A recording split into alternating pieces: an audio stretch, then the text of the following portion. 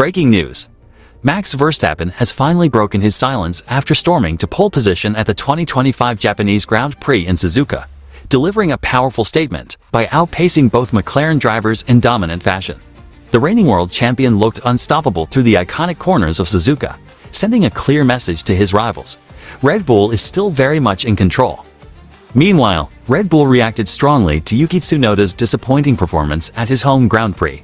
In a stinging statement, the team did not hold back, publicly criticizing the Japanese driver for what they described as a humiliating showing on home soil, a bitter blow for Tsunoda in front of his local fans. On the other side of the paddock, drama unfolded as Lewis Hamilton and Carlos Sainz were hit with severe penalties by the FIA following an intense on-track altercation during qualifying. Let's discuss, and stay tuned until the end. Just when the qualifying drama at Suzuka looked like it would be a McLaren-only affair, Max Verstappen tore up the script and stamped his authority on the 2025 Formula One season. With a sensational lap that shattered the previous Suzuka benchmark, the reigning four-time world champion claimed pole position for the Japanese Grand Prix, and made a bold statement in the process. Verstappen's pole time of 1 minute 26 seconds and 983 milliseconds, a new lap record at this iconic circuit, came out of nowhere.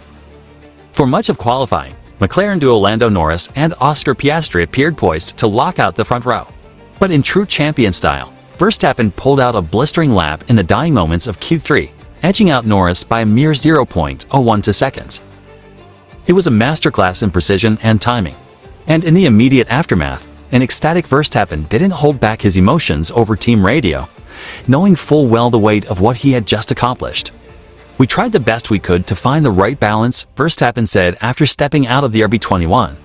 "It wasn't straightforward. Even in qualifying, the car didn't feel perfect. But we kept making small steps session by session.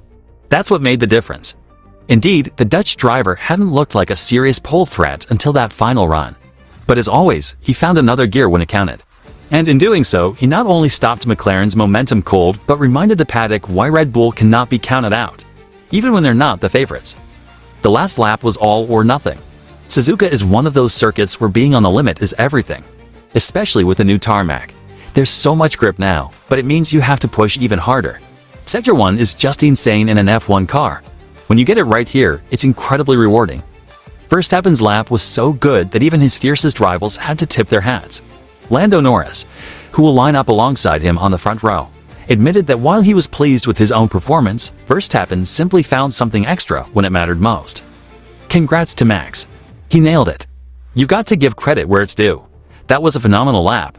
I felt like I got everything out of the car, but sometimes someone just finds that little bit more. It's frustrating, sure, but hats off to him."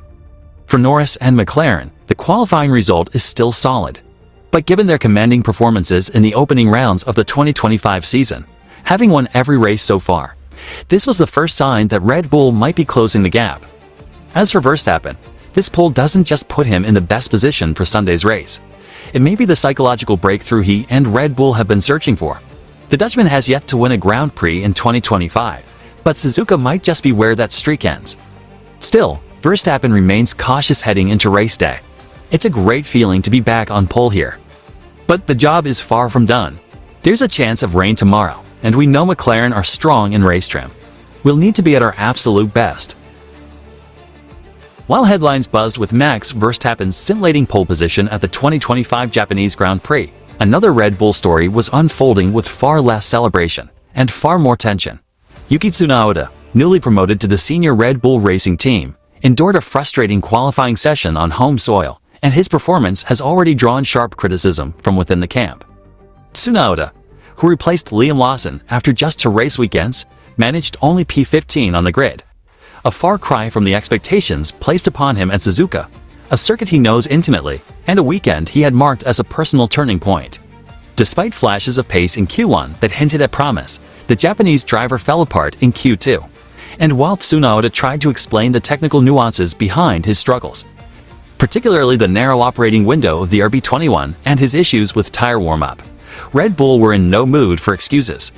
According to internal sources, the team was deeply unimpressed with Tsunoda's execution under pressure, particularly given the gamble they took in promoting him to the senior squad over the promising Lawson. A team spokesperson described the result as disappointing and added that driving for Red Bull is a privilege, not a learning platform. Team principal Christian Horner, when asked about Tsunoda's performance post-qualifying, did not sugarcoat his assessment. This is Yuki's home race. He knows this track better than most on the grid. And while we acknowledge the challenges of the RB21, we expect more. These cars are not easy, but neither is this seat. It's about delivering when it counts. Horner did, however, admit the RB21 has a limited sweet spot that even Verstappen has struggled with at times. Yes, it's a narrow operating window. But Max found it. That's what makes champions. Yuki has talent, but talent without execution doesn't win races. Tsunoda, visibly dejected after stepping out of the car, did not shy away from admitting his disappointment. "I'm very ashamed. I didn't expect this result today. Q1 felt strong, I had confidence, but I missed the window in Q2. The car's warm-up procedure is incredibly sensitive, and I wasn't able to replicate what I did earlier. That cost me everything." When pressed about whether the red flag interruption affected his momentum, Tsunoda dismissed it. No, that was the same for everyone.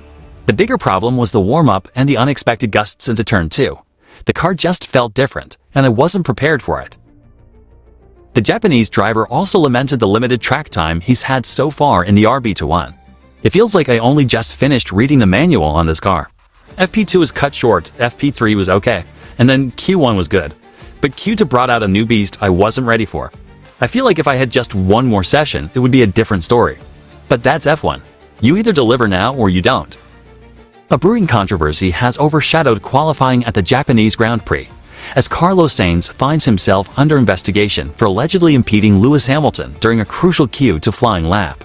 The incident, which occurred in the high-speed sequence of turns 1 and 2, has prompted FIA stewards to summon both drivers for an official hearing.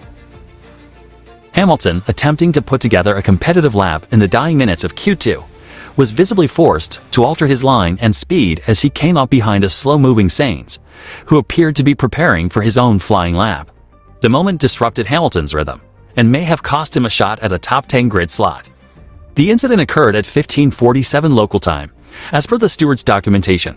Sainz was entering turn 1 on a cool-down or prep lap when Hamilton arrived on a hot lap. The Spaniard appeared unaware, or unable to react quickly enough, to Hamilton's rapidly approaching Ferrari, causing the 7-time world champion to lift off the throttle and abandon his effort. The steward cited an alleged breach of Article 37.5 of the FIA sporting regulations, which reads, "Any driver taking part in any free practice session, the qualifying session or the sprint qualifying session who, in the opinion of the stewards, stops unnecessarily on the circuit or unnecessarily impedes another driver shall be subject to the penalties referred to in Article 37.4. This regulation is clear-cut in its language and leaves little room for interpretation. If Sainz is found guilty, the most likely outcome is a grid penalty, which could push the Ferrari driver even further back from his current P13 starting position.